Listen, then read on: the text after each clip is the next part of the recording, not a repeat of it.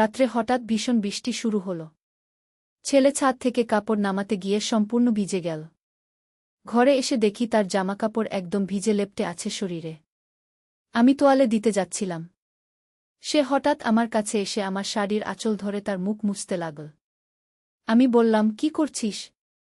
তোয়ালে নিয়ে সে আঁচল ছাড়ল না, বরং আরও কাছে এসে বলল, মা, তোমার শাড়ির আঁচলে তোমার গন্ধ আছে। এটা দিয়ে মুখ মুছলে তোমাকে আরও কাছে পাই। আমি তাকে ধাক্কা দিয়ে সরাতে গেলাম, কিন্তু সে আমার হাত ধরে বলল, মা, এই বৃষ্টির মতোই আমার ভালোবাসা তোমার জন্য নামছে। আমি তোমাকে ভালোবাসি, শুধু মা হিসেবে নয়। বিয়ে করো আমাকে। তার ভেজা চুল থেকে পানির ফোঁটা মেঝেতে পড়ছিল। জানালা দিয়ে বৃষ্টির শব্দ আসছিল। সে আমার শাড়ির আঁচল এখনো ধরে রেখেছে। মা, এই আঁচল যেমন তোমার সাথে জড়িত, আমিও তেমনি তোমার সাথে জড়িয়ে থাকতে চাই সারা জীবন। আমি আঁচল ছাড়াতে পারছিলাম না।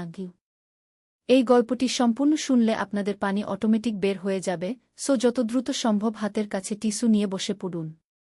বিছানার চাদর যেন নষ্ট না হয় সেটা সম্পূর্ণ খেয়াল রাখার অনুরোধ জানিয়ে গল্পটি এখন শুরু করব। তার আগে সর্বশেষ অনুরোধ, দয়া করে এমন পানি বের করার গল্প নিয়মিত শুনতে আমাদের চ্যানেলটি সকলেই সাবস্ক্রাইব করুন। ধন্যবাদ। হ্যালো বন্ধুরা, আমার নাম প্রিয়াঙ্কা সেন। আমার বয়স ৩৯ বছর।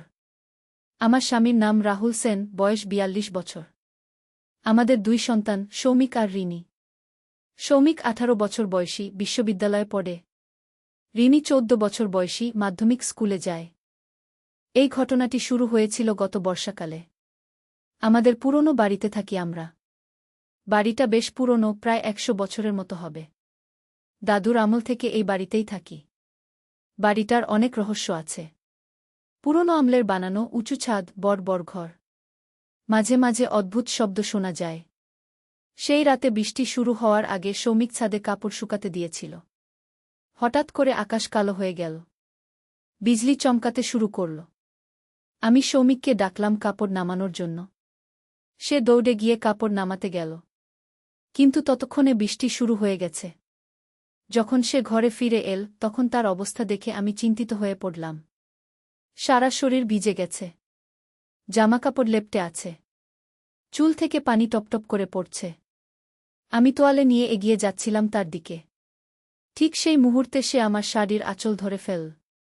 আমি অবাক হয়ে গেলাম। কি করছিস সৌমিক? তোয়ালে নেছি বললাম আমি। কিন্তু সে আঁচল ছাড়ল না, বরং আরও জোরে ধরল।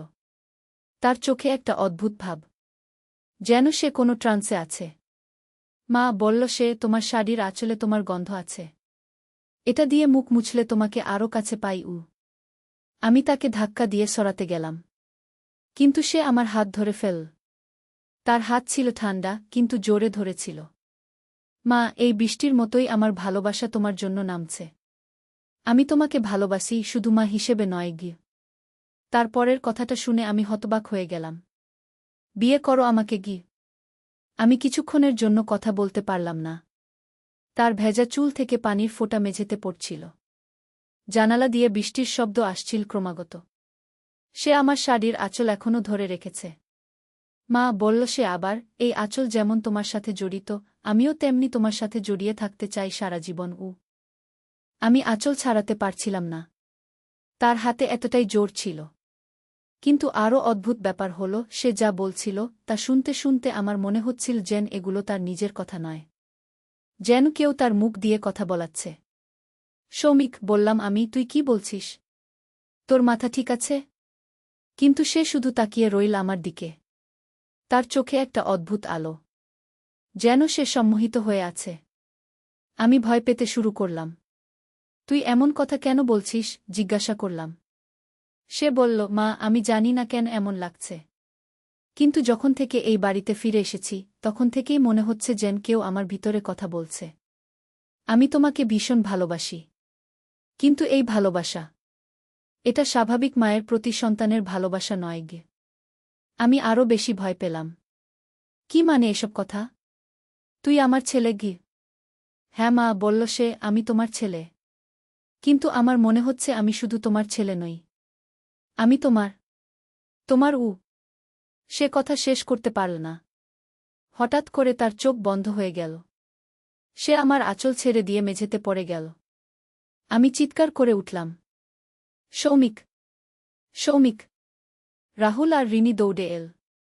আমরা সৌমিককে বিছানায় নিয়ে গেলাম। তার জ্বর এসেছিল। সারারাত আমরা তার পাশে বসেছিলাম। পরের দিন সকালে যখন সে জেগে উঠল তখন সে স্বাভাবিক হয়ে গিয়েছিল। আমি তাকে গতরাতের ঘটনার কথা জিজ্ঞাসা করলাম। মা বলল সে আমার কিছুই মনে নেই। আমি শুধু মনে করতে পারছি যে আমি বৃষ্টিতে ভিজেছিলাম। তারপর আর কিছু মনে নেই। আমি ভাবলাম হয়তো জ্বরের কারণে এমন হয়েছিল। কিন্তু পরের কয়েকদিন ধরে অদ্ভুত ঘটনা ঘটতে থাকল। সৌমিক মাঝে মাঝে ট্রান্সের মতো অবস্থায় চলে যেত। সে আমার সাথে এমন কথা বলত যা একটা ছেলের মুখে মানানসি নয়। আমি চিন্তিত হয়ে পড়লাম। রাহুলের সাথে কথা বললাম। সে বলল হয়তো বয়সের কারণে এমন হচ্ছে। অনেক ছেলের এমন হয়। মার প্রতি অতিরিক্ত টান তৈরি হয়। কিন্তু আমার মনে হচ্ছিল এটা স্বাভাবিক কিছু নয়। আমি আমাদের পুরনো বাড়ির ইতিহাস নিয়ে খোঁজখবর নিতে শুরু করলাম। পাড়ার বুড়ো কাকাদের সাথে কথা বললাম। তারা বলল যে এই বাড়িতে আগে একটা অদ্ভুত ঘটনা ঘটেছিল। প্রায় 50 বছর আগে এই বাড়িতে একটা মা আর তার ছেলে থাকত। ছেলেটার বয়স ছিল 18-19-এর মতো। সে তার মায়ের প্রেমে পড়ে গিয়েছিল। মায়ের সাথে বিয়ে করতে চেয়েছিল। মা অবশ্যই রাজি হয়নি। কিন্তু ছেলে পাগল হয়ে গিয়েছিল। সে মাকে জোর করে বিয়ে করার চেষ্টা করেছিল। শেষে মা আত্মহত্যা করেছিল। ছেলেও পরে আত্মহত্যা করেছিল। এই কাহিনী শুনে আমার গা ছমছম করে উঠল। আমি ভাবলাম হয়তো সেই আত্মার প্রভাব আমার সৌমিকের উপর পড়েছে। আমি একটা তান্ত্রিকের কাছে গেলাম। তিনি আমাদের বাড়িতে এসে দেখলেন। তিনি বলল, হ্যাঁ, এই বাড়িতে একটা অশুভ আত্মা আছে। সেই আত্মা আপনার ছেলের শরীরে প্রবেশ করেছে। এই জন্য সে এমন আচরণ করছে। তিনি একটা পূজার ব্যবস্থা করলেন। বল যে এই পূজা করলে আত্মা চলে যাবে। পূজার দিন সৌমিকের অবস্থা আরও খারাপ হয়ে গেল। সে প্রায় উন্মাদের মতো হয়ে গেল। আমাকে জোর করে ধরতে চেষ্টা করল। বলল, মা, আমি তোমাকে ছাড়ব না। তুমি আমার, শুধু আমার। আমি ভয়ে কাঁপতে লাগলাম। রাহুল আর পাড়ার কয়েকজন লোক মিলে তাকে ধরে রাখল। তান্ত্রিক পূজা শুরু করলেন। হঠাৎ করে সৌমিক চিৎকার করে উঠল, আমি যাব না। আমি এই বাড়িতেই থাকব। আমি তাকে পেতেই হবে। কিন্তু তান্ত্রিকের মন্ত্রের জোরে ধীরে ধীরে সৌমিক শান্ত হতে লাগল। শেষে সে জ্ঞান হারিয়ে ফেলল। পরদিন যখন সে জেগে উঠল তখন সে আবার আমার স্বাভাবিক সৌমিক হয়ে গিয়েছিল। তার আর কোনো অদ্ভুত আচরণ ছিল না। তান্ত্রিক বলল, আত্মা চলে গেছে। কিন্তু এই বাড়িতে আরও অশুভ শক্তি আছে। আপনারা এই বাড়ি ছেড়ে অন্যত্র চলে যান। আমরা সিদ্ধান্ত নিলাম যে আমরা এই বাড়ি ছেড়ে চলে যাব। কিন্তু এই বাড়ি বিক্রি করতে গিয়ে আরও সমস্যা হল। কেউ এই বাড়ি কিনতে চাইল না। সবাই শুনেছে এই বাড়িতে ভূত আছে। অনেক চেষ্টার পর একজন ক্রেতা পেলাম। কিন্তু সে অনেক কম দামে কিনল। আমরা শহরের অন্য প্রান্তে একটা নতুন ফ্ল্যাট ভাড়া নিলাম। নতুন পরিবেশে এসে সবার মন অনেকটা ভালো হয়ে গেল। কিন্তু মাঝে মাঝে রাতে আমার স্বপ্নে সেই পুরনো বাড়ির দৃশ্য ভেসে ওঠে। আমি দেখি সৌমিক আমার কাছে এসে বলছে, মা, আমি তোমাকে ভালোবাসি। বিয়ে করো আমাকে। স্বপ্নেই আমি চিৎকার করে জেগে উঠি। রাহুল আমাকে সান্ত্বনা দেয়া। এরপর থেকে আমি আর কখনো পুরনো সেই বাড়ির পাশ দিয়েও যাই না। শুনেছি নতুন মালিকরাও বেশি দিন থাকতে পারেননি। তারাও বাড়ি ছেড়ে চলে গেছেন। সৌমিক এখন স্বাভাবিক জীবনযাপন করে। সে এখন বিশ্ববিদ্যালয়ে ভালো ছাত্র। তার একটা গার্লফ্রেন্ডও হয়েছে। আমি খুশি যে সে এখন স্বাভাবিক জীবনে ফিরে এসেছে। কিন্তু কখনো কখনো আমার মনে হয় যে সেই অশুভ শক্তি কি সত্যিই চলে গেছে, নাকি কোথাও লুকিয়ে আছে, অপেক্ষা করছে আবার কোনো সময় ফিরে আসার। আমি প্রার্থনা করি যেন আমার পরিবারে আর কখনো এমন কিছু না ঘটে, যেন আমরা শান্তিতে থাকতে পারি। এই ঘটনার পর থেকে আমি বুঝেছি যে পুরনো বাড়িগুলোতে অনেক রহস্য লুকিয়ে থাকে। অতীতের ঘটনার প্রভাব থেকে যায়। আমাদের সাবধান হয়ে থাকা উচিত। আমার মনে হয় যারা পুরনো বাড়িতে থাকেন তারা যেন এই ধরনের ঘটনার জন্য প্রস্তুত থাকেন। কারণ কখন কি ঘটবে তা কেউ জানে না। আমাদের সেই বাড়িতে যা ঘটেছিল তা আমি কখনো ভুলব না। সৌমিকের সেই অদ্ভুত আচরণ, তার কথাবার্তা, সব কিছু এখনও আমার কানে বাজে। বিশেষ করে সেই রাতের কথা, যখন সে বৃষ্টিতে ভিজে এসে আমার শাড়ির আঁচল ধরে বলেছিল, মা, তোমার শাড়ির আঁচলে তোমার গন্ধ আছে। এটা দিয়ে মুখ মুছলে তোমাকে আরও কাছে পাই। এই কথাগুলো আমার মনে গেঁথে আছে। কারণ এই কথাগুলো আমার সৌমিকের নয়। এগুলো ছিল সেই অশুভ আত্মার কথা। আমি ভাবি, যদি আমরা সেই বাড়িতে থেকে যেতাম তাহলে কি ঘটত? হয়তো সৌমিক সত্যিই পাগল হয়ে যেত। হয়তো আমার পরিবার ভেঙে যেত। ভাগ্যিস আমরা সময়মতো সেই বাড়ি ছেড়ে চলে এসেছি। নইলে আজ হয়তো আমাদের অবস্থা অন্য রকম হতো। এখন আমি নতুন বাড়িতে শান্তিতে আছি। সৌমিক স্বাভাবিক হয়েছে। রিনি ভাল পড়াশোনা করছে। রাহুলের চাকরিও ভাল চলছে। কিন্তু কখনো কখনো মনে হয় যে সেই পুরনো স্মৃতিগুলো আমাকে তাড়া করে বেড়ায়। বিশেষ করে বর্ষাকালে যখন বৃষ্টি হয়, তখন আমার সেই রাতের কথা মনে পড়ে যায়। আমি আশা করি যে আমার এই অভিজ্ঞতা আমাকে আরও দৃঢ় করেছে। এখন আমি জানি যে জীবনে এমন অনেক কিছু ঘটতে পারে যা আমরা আশা করি না।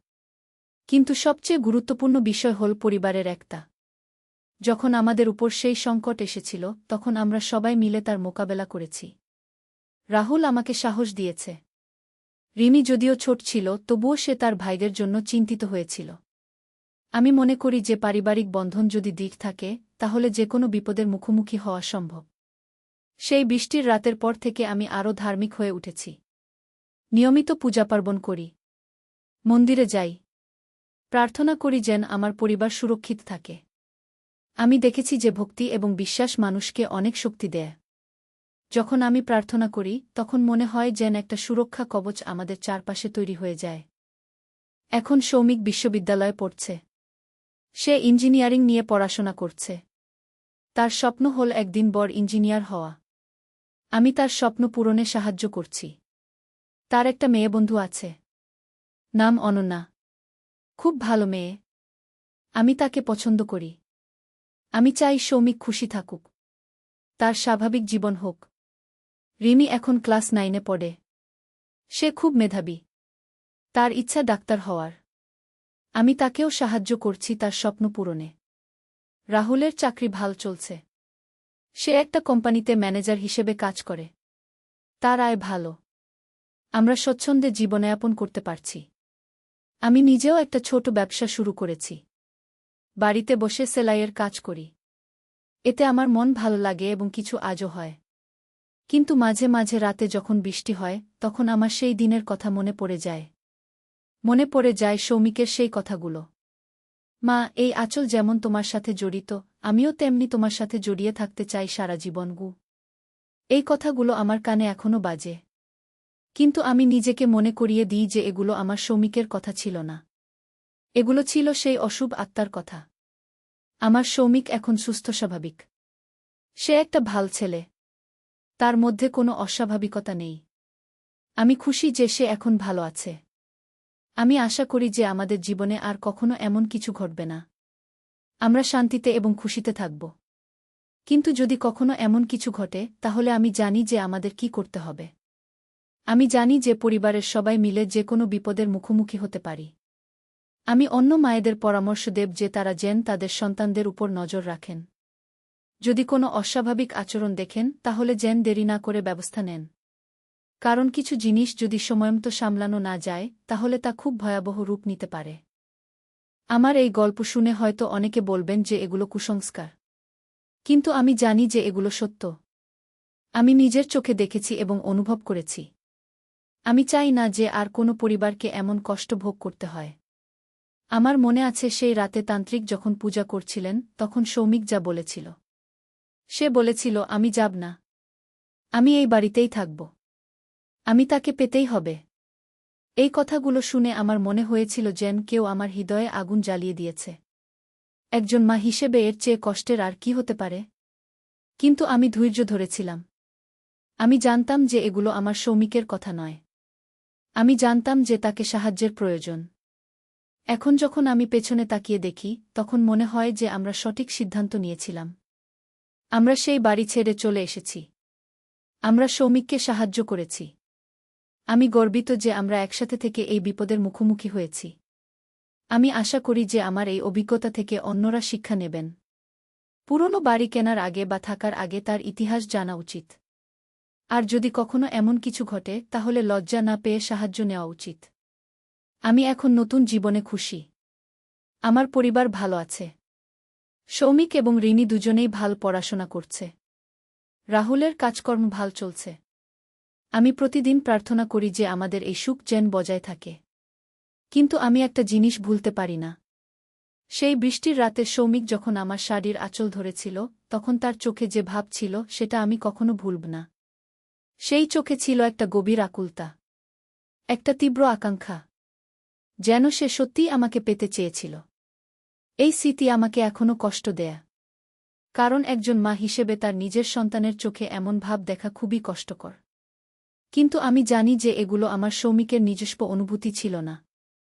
এগুলো ছিল সেই অশুভ আত্মার প্রভাব। আমার সৌমিক একটা ভাল ছেলে। সে আমাকে সম্মান করে। সে আমার একটা আদর্শ সন্তান। আমি আশা করি যে সে সবসময় এমনই থাকবে।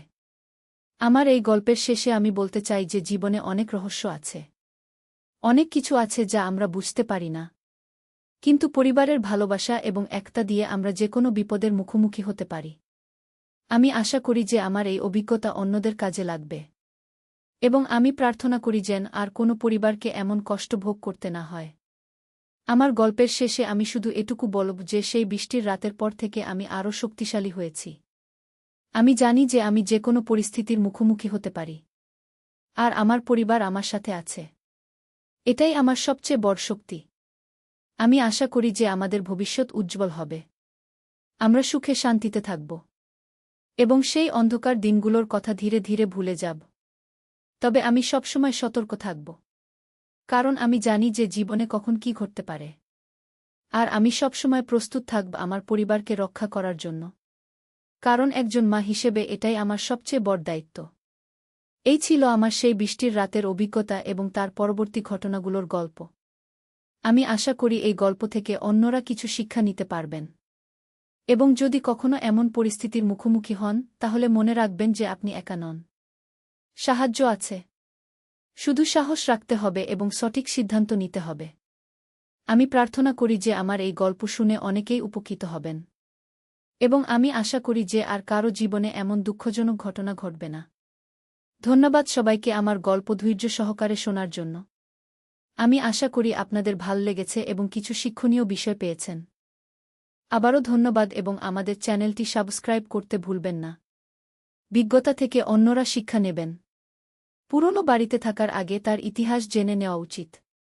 আর যদি কখনো এমন কিছু ঘটে, তাহলে দেরি না করে দ্রুত সমাধানের চেষ্টা করা উচিত।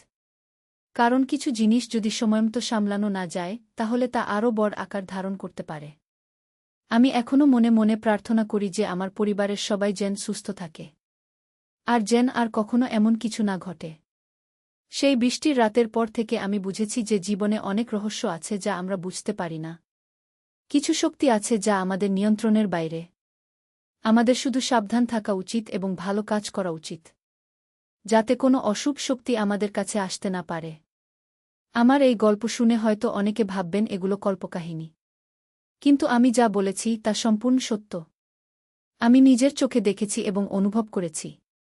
আমি চাই যে আমার এই অভিজ্ঞতা থেকে অন্যরা শিক্ষা নেবেন এবং এই ধরনের পরিস্থিতিতে পড়লে সঠিক সিদ্ধান্ত নেবেন। আমার মনে আছে সেই রাতে সৌমিক যখন বলেছিল, মা, এই বৃষ্টির মতোই আমার ভালোবাসা তোমার জন্য নামছে। কি এই কথাগুলো শুনে আমার মনে হয়েছিল যেন কেউ আমার হৃদয়ে ছুরি বসিয়ে দিয়েছে। একজন মা হিসেবে এর চেয়ে কষ্টের আর কি হতে পারে যে তার নিজের সন্তান তার সাথে এমন কথা বলবে। যদিও আমি জানতাম যে এগুলো আমার সৌমিকের কথা নয়, তবুও এই কথাগুলো আমাকে ভীষণ কষ্ট দিয়েছিল। এখন আমি ভাবি, সেই অশুভ আত্মা কেন আমার সৌমিককে বেছে নিয়েছিল? হয়তো তার বয়স এবং মানসিক অবস্থার কারণে সে সহজ টার্গেট ছিল। আমি শিখেছি যে আমাদের মানসিক শক্তি দৃঢ় রাখতে হবে, প্রার্থনা করতে হবে এবং ভালো কাজ করতে হবে। তাহলে কোনো অশুভ শক্তি আমাদের কাছে আসতে পারবে না। আমার এই